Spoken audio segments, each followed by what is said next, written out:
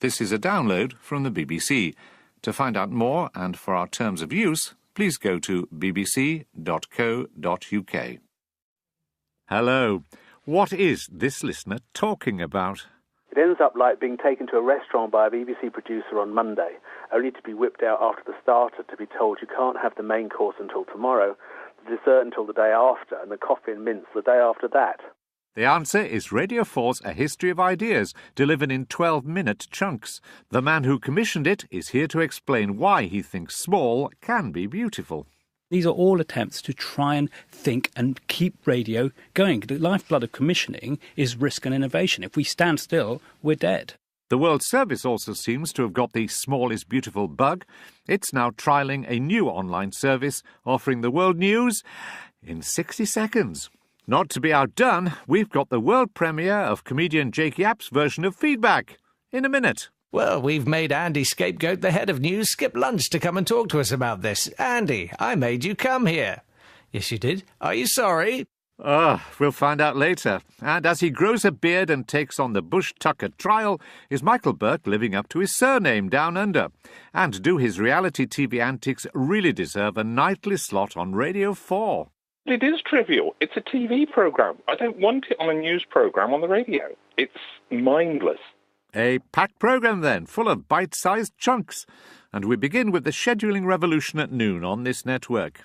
Since August, fans of Radio 4's You and Yours have had their daily diet of consumer and social affairs cut by 12 minutes. First, to make way for the opening salvos of Radio 4's 600-part World War I drama, Home Front. And since then, a number of mixed programmes have occupied the slot, with mixed responses from feedback listeners. This is John Sly on Hatfield Heath. 12 o'clock on a weekday is not the right time to expect serious or continuous listening.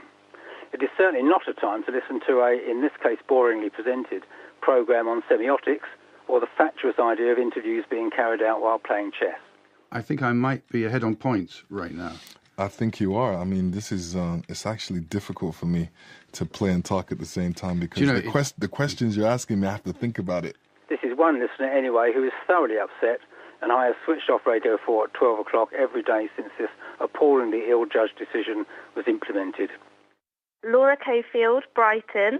I just wanted to let you know that I love the 21st Century Mythology series on Radio 4 at 12 p.m. Not only does it mean we get less You and Yours, but it also is a perfect way of introducing Bart to an audience my age in their early 20s and crossing that imaginary high-low culture divide.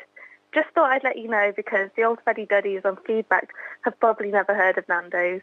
With slatherings of peri-peri, Nando's demonises its menu. Hello, Feedback. My name's Caroline Waterstone. I live in Berkhamsted, Hertfordshire. Up until November the 11th, having a World War I series there was okay. And then we had that ridiculous thing about chess. That I did turn off. There are many other slots to put a serial on the First World War, many other slots to put chess. It's not that You and Yours is the best programme in the world. I just think that it's a slot that's not worth messing with. The most recent occupant of the 12 o'clock slot, A History of Ideas, also met with a mixed reaction.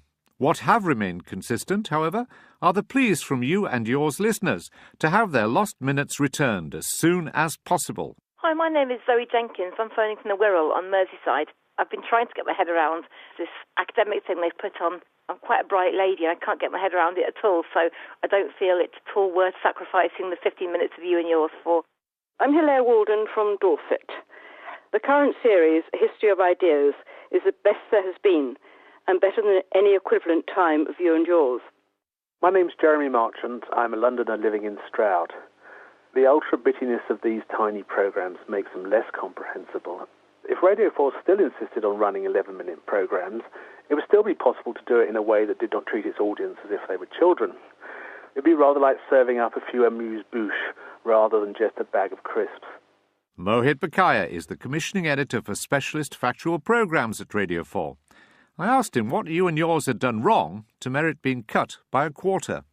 Oh, they didn't do anything wrong. I mean, I think, as we've explained before on this programme, the reason why You and Yours was truncated was simply that we had, as with the whole BBC, a big push on World War I, and Homefront was a very important project for us. And we didn't want to disrupt the Woman's Hour drama, which would have been the other place we would have put it, because that would have tied that up for 4 years. And obviously we've enjoyed the diversity of writing in that slot. And so we wanted to create a slot which would be specifically for Homefront. And that's why we went for this particular slot. It wasn't a reflection on You and Yours, which is a terrific programme. So Homefront is on, yes, throughout the next 4 years, but not all the time. So that meant, presumably, you had to look for other programmes to fit the slot when Homefront wasn't on. Did you have a backup of shows that you wanted to fit in somewhere and you couldn't fit in? No, not at all. I mean, I think there's a parallel strategy going on. At the same time as Homefront and World War One, we also have been talking for quite a while about how we develop our presence in the digital space. Now, I know that's a rather in term, but what I mean by that is we recognise that there are lots of people out there who are consuming radio and consuming audio, but not necessarily doing it through traditional forms. There is clearly an appetite for this stuff, and we would love people to experience Radio 4. So we thought at the time when Homefront was commissioned, wouldn't it be interesting to use this 12.5-minute slot to see if we can innovate and do something new? And it's not that you think the Radio 4 audience can't listen to a half-hour programme, attention span is reducing or whatever. Oh, no. I mean, if you look at the schedule, it's full of half-hour programmes and hour-long programmes and 45-minute programmes, and long may they stay. The Radio 4 schedule is a rich and complex thing, and we're not planning to start changing its fundamental ecology, which is actually the half-hour documentary is our prime form of documentary, and long will that continue. Well, let's look at those 15-minute programmes, and this is what Baz Rodis has to say about them. The World War I serial was understandable due to the anniversary, but the tosh that replaced it is beyond description. 21st century mythologies amounted to free advertising for a number of organisations. Then we had chess on the radio. This is up there with cooking live on Woman's Hour. I think the across-the-board interviews were fascinating and brilliant, and actually most of the feedback I've seen for Dominic Lawson's series has been incredibly positive. And again, what we were trying to do there was to talk to people for whom chess was a really fundamental part of their lives, but also to just try and take the interview format and have another go at it. Now, we're not always going to get it right, and we're not always going to please everyone, and some people who love You and Yours will maybe be disappointed that there are other things there besides their beloved You and Yours, but that's not to say that there aren't a huge number of people who really like this sort of thing, are really interested in chess, really like Dominic Lawson, and really love the interviews. And these are all attempts to try and think and keep radio going. The lifeblood of commissioning is risk and innovation. If we stand still, we're dead. And that's all we're trying to do. It's a very, very small bit of the schedule where we're playing around with it. And are you also experimenting here with what might be called the visualisation of Radio 4? We've done an item with what Radio 1 are trying to do, and you have, with one of your series, History of Ideas, put in some animations which are available. I mean, is this something which will just work for this series, or are you testing out a general approach? Well, I think we're trying to see what happens. I wouldn't want to say that's it, this is going to be the only time we do it, nor would I want to say this is now some sort of policy or strategy. It's not. I mean, this came to me because I went and saw what the RSA had done with animation and the lectures Royal Society of Arts. Royal Society of Arts, sorry. And I was fascinated by the way that sometimes visuals can enhance our understanding of complex ideas.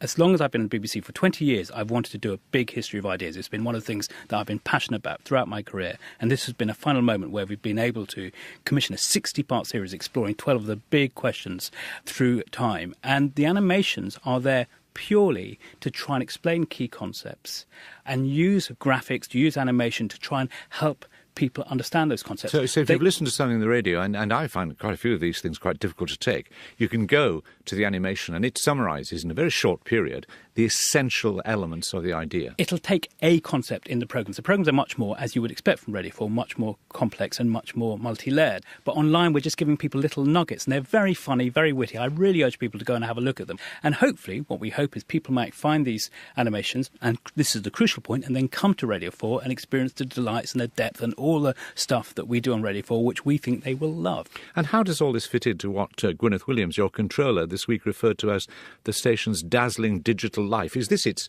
dazzling digital life, or is it the childhood of its digital life? I think this is certainly, I'm not sure what stage in its infancy this particular idea is, but I mean, I think this is clearly a key part of what Gwyn and I and others at the network are trying to do in trying to develop a presence beyond our linear schedule. Of course, the linear schedule is absolutely paramount to us, and long will it continue to operate in exactly the way it does at the moment. But there are places where we feel, and very specific places where we feel we can innovate and we can dazzle digitally, and this is one of a number of things we're trying to do. There are lots of other things going on. Germany, in Memory of a Nation, was another place where we did some very interesting stuff digitally and got wonderful response from the audience, and we've been doing stuff with the Today programme and elsewhere. So this is only one of a number of planks. And where's the money coming from for all this? Because most people assume, I think correctly, that shorter form programmes tend to be more expensive per minute, if you like, than longer programmes.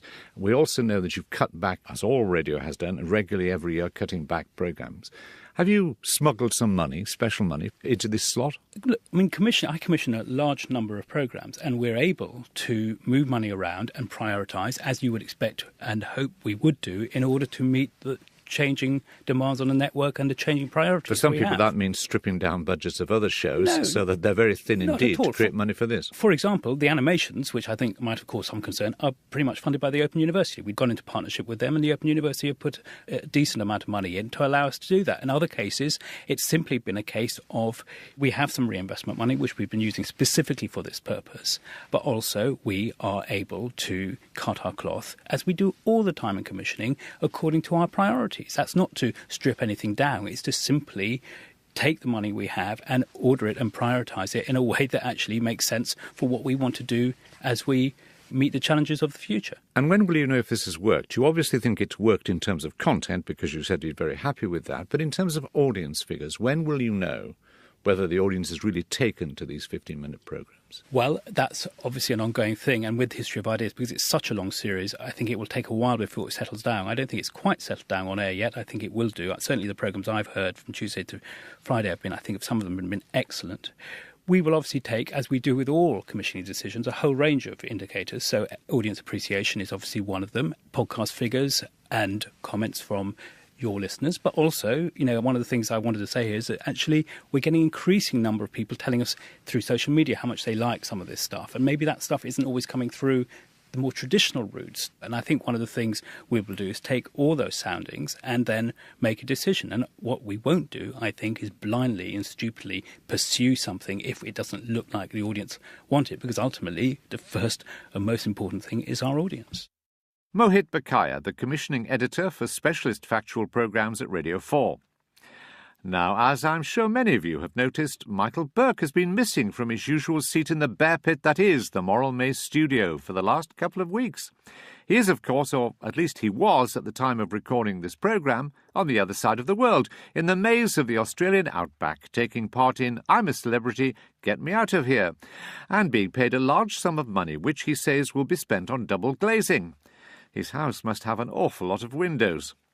Mr. Burke has been an outspoken critic of TV reality programmes in the past, so his volte-face and subsequent trials in the jungle have engendered acres of news copy in tabloids and broadsheets alike. But many listeners feel that's where the story should stay, in the papers, not on Radio 4, and they aren't pleased that the PM programme has been running a nightly update on Mr. Burke's progress. Larry Osei Kwaku. Some of us do not want to see or hear about reality TV. This is why we listen to Radio 4. Please spare us the reality TV nonsense. And now on PM, the Michael Burke I'm a Celebrity, Get Me Out of Here highlight of the night. Ah, right. Oh, it's like belly dancing. That was the Michael Burke I'm a Celebrity, Get Me Out of Here highlight of the night. Stephen Eade Barrett, London. Well, BBC. After more years of listening to PM than I care to recall, you've finally managed to drive away yet another previously loyal listener. The daily update on the TV's I'm a Celebrity programme is just too much. We know PM listeners will want to be kept up to date with how he's getting on, but maybe can't commit to watching the programme on ITV every night. Dr. Susan Mitchell. Why the recent trivia on PM? I'm particularly angered by the latest updates about Michael Burke in the jungle. This has nothing whatsoever to do with news. If I wanted to watch this programme, then I would do so. If I missed an episode and was desperate for an update, then I would certainly have little difficulty in finding the information. I wish neither. And I certainly do not want an update included in what was once purported to be a serious news programme. So, do you agree there is no place for such frivolities on a serious news programme? Or does it lighten the encircling gloom? Please let us know, and to tell you how to get in touch, Here's the man himself. You can write to Feedback, P.O. Box 67234, London SE1P 4AX, or leave a phone message on 03 333 444 544. Standard landline charges apply, but it could cost more on some mobile networks. Or send an email to feedback@bbc.co.uk. And you can tweet us at BBCR4Feedback. All those details are on our website. Of course that wasn't Mihkel Burke. It was a professional comedian and avid Radio 4 fan, Jake Yap, from whom more later. Now, we know that many of you are happy to get in touch with Feedback to let us know what you think about the BBC. But what of the apparently silent majority of listeners who never feel the urge to pen paeans of praise for their favourite programmes or express their displeasure in any way other than shouting at the radio? How does the BBC know what they're thinking, and whether a programme is a success or a failure? Questions that have been puzzling these listeners. I'm Martin Briggs from Halesworth in Suffolk, and I'd like to know more about audience figures and what they actually tell us. If, for example, we hear that 500,000 people listen to a programme, does that mean that they all listen to it from beginning to end? I ask because if the technology is sensitive enough, there might be a constructive use for the data it produces. Vivian. How does the BBC find out how big the audience is, and how do they know what we think about programmes? The BBC should always be trying to find out what we think and putting it to good use. Well, Martin and Vivian, the people who are supposed to know are the members of the BBC's Audience Research Department. It's their job to discover what people think of programmes and to communicate those findings to programme makers and commissioners.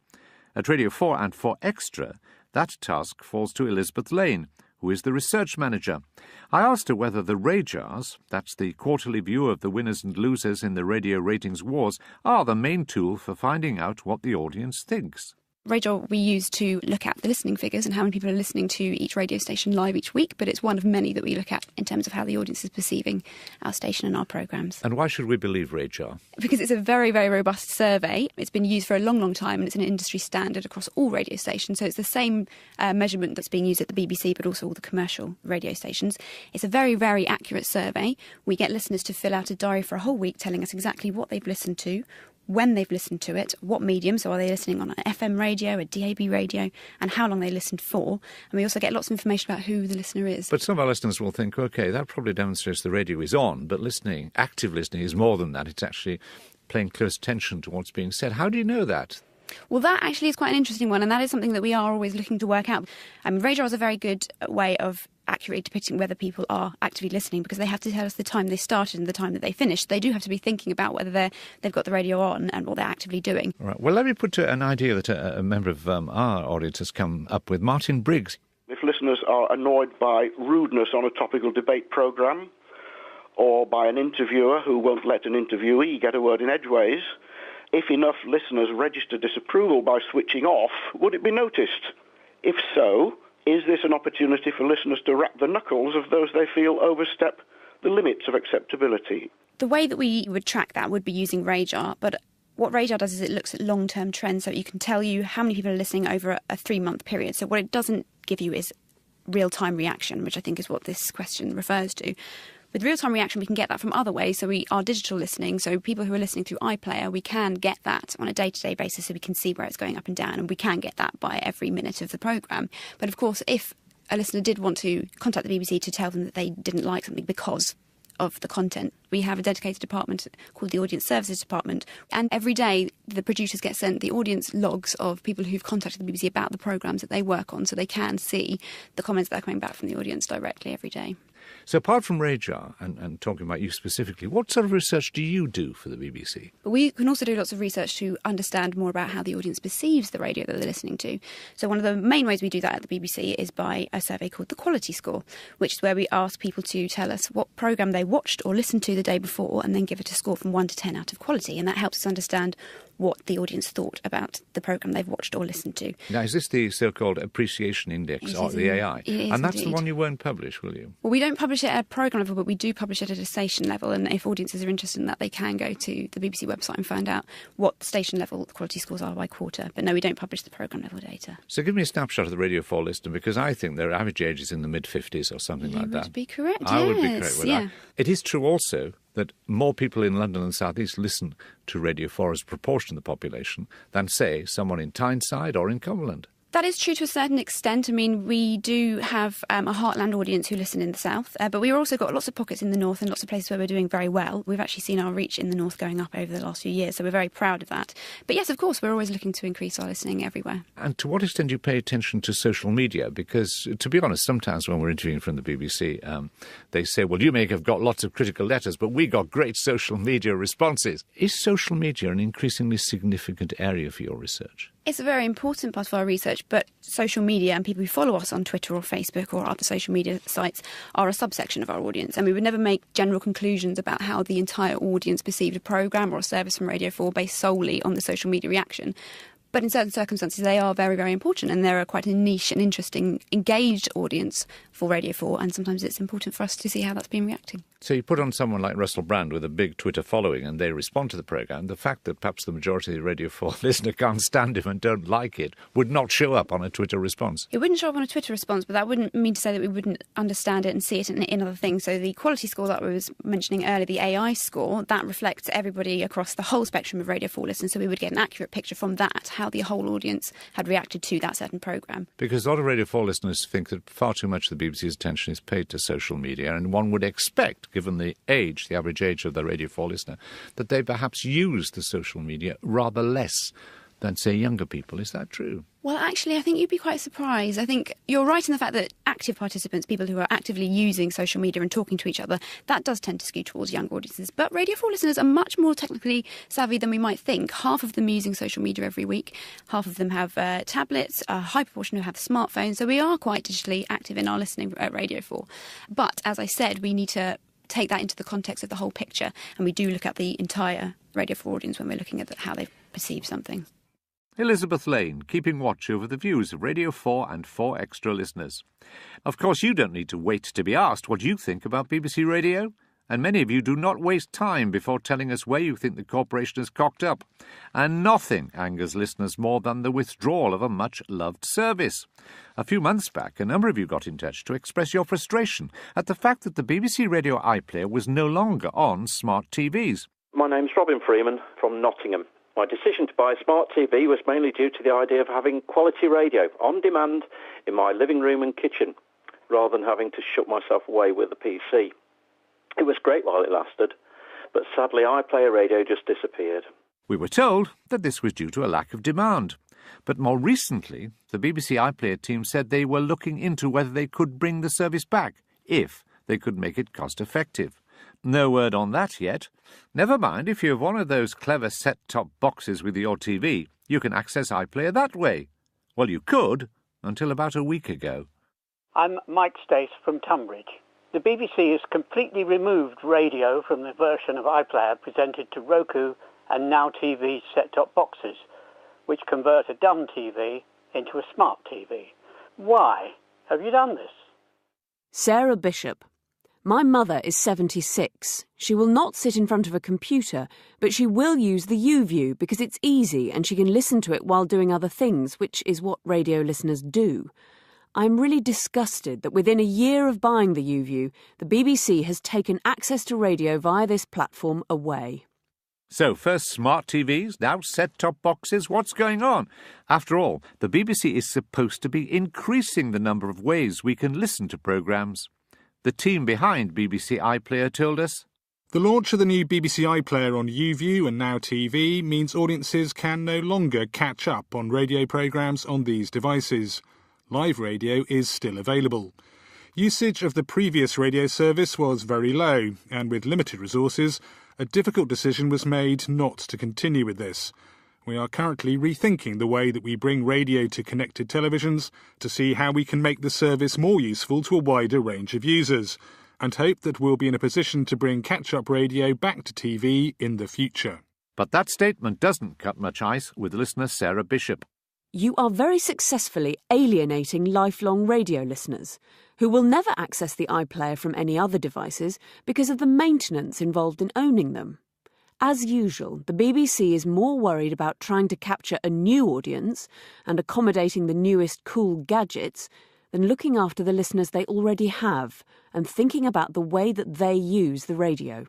And Sarah Bishop may feel her views are vindicated by Radio 4's latest TV advertising campaign, which is plugging not the programmes, but a website with bite-sized chunks of the station's highlights. What can you do in 4 minutes? Boil an egg. Change a light bulb. Perhaps. But with Radio 4 in 4 minutes, it's long enough to feed your curiosity. To discover that much of what we eat isn't actually food. Why music? I really don't want to know. At the same time, the BBC World Service is trialling the idea of world news in 60 seconds. It's a charity song that's trending around the world to raise money to fight Ebola. Lots of famous faces got involved, but not everybody's happy. Jake Yapp is a comedian who's making a career out of condensing the essence of programmes into short snippets. His YouTube video of Radio 4 in 4 minutes caused a minor stir when it came out 18 months ago. Viral might be too strong a word for it, but it certainly caught the attention of thousands of Radio 4 listeners.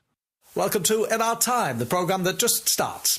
The Byzantines invented smelting and trigonometry, and I'm joined in the studio by 3 people who have never had sex with another person and therefore find it all fascinating. Also a reminder that every episode of In Our Time recorded since 1846 is available on our website and only gets downloaded by the contributors and their families. In Our Time, in 18 seconds.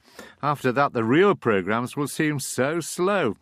Well, of course, the producer of this show could not resist the temptation to let Jake Yapp loose on feedback. This is the result in 60 seconds.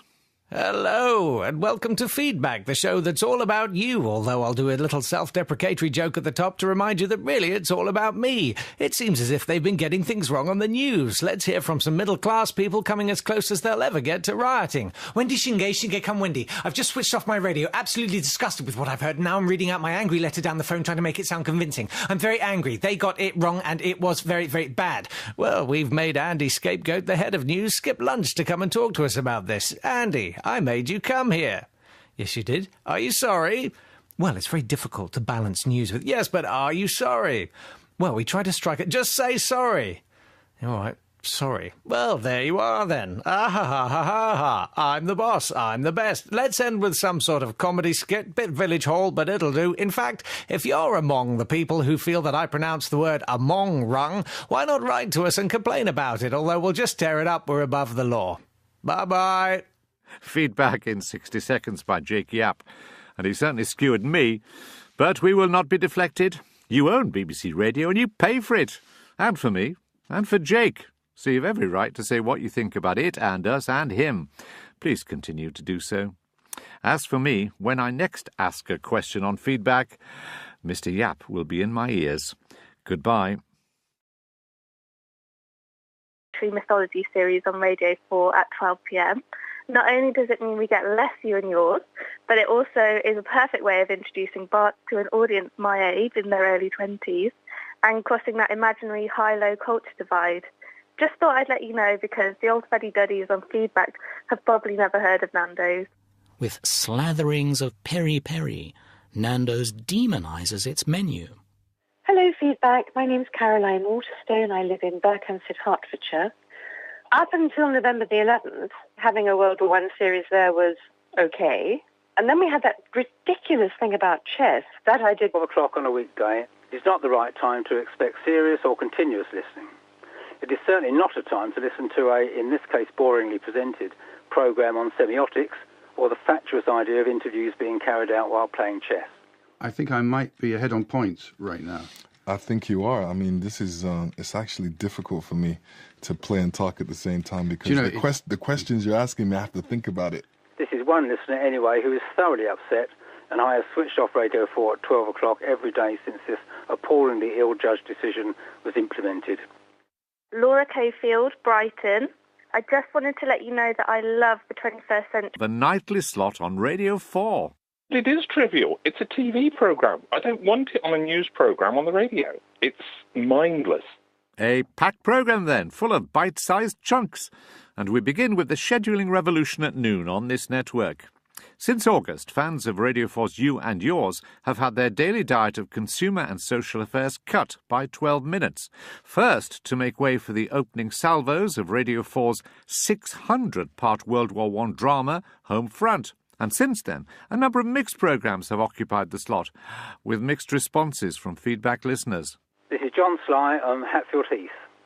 This is a download from the BBC. To find out more and for our terms of use, please go to bbc.co.uk. Hello. What is this listener talking about? It ends up like being taken to a restaurant by a BBC producer on Monday, only to be whipped out after the starter to be told you can't have the main course until tomorrow, the dessert until the day after, and the coffee and mince the day after that. The answer is Radio 4's A History of Ideas, delivered in 12-minute chunks. The man who commissioned it is here to explain why he thinks small can be beautiful. These are all attempts to try and think and keep radio going. The lifeblood of commissioning is risk and innovation. If we stand still, we're dead. The World Service also seems to have got the small is beautiful bug. It's now trialling a new online service offering the world news in 60 seconds. Not to be outdone, we've got the world premiere of comedian Jake Yapp's version of Feedback in a minute. Well, we've made Andy Scapegoat, the head of news, skip lunch to come and talk to us about this. Andy, I made you come here. Yes, you did. Are you sorry? We'll find out later. And as he grows a beard and takes on the Bush Tucker trial, is Mihkel Burke living up to his surname down under? And do his reality TV antics really deserve